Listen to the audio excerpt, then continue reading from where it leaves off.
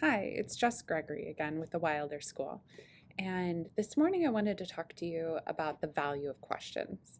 From the daily workings of our studio through to online meetings with prospective families, asking questions is a major component of the Wilder School. On any given day, you could record the ratio of questions to answer as at easily 10 to 1, if not closer to 20 to 1. So, in a world where solutions or answers are pursued, why would we place such a high value on asking questions? In our studio, we find that questions are the process through which learners explore the world. Their natural curiosity about bugs, machines, maps, and more creates a cascade of questions that we know to be the roots of inquiry. As each child dives into books and electronic resources to discover the answer to one question, it logically opens the door on yet another. We also find that questions are the vehicle for children to become self-reliant, independent learners.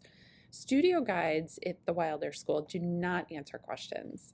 Instead, guides use questions to redirect learners to utilize materials, peers, and their own resourcefulness to create solutions.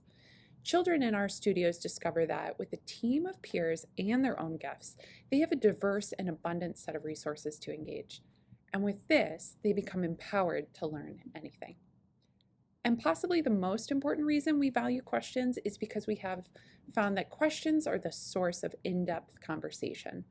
During our daily Socratic discussions, we ask children as young as 6 to voice their opinions and provide evidence, the process of which allows the group to learn critical listening, thinking, and thoughtful responding skills.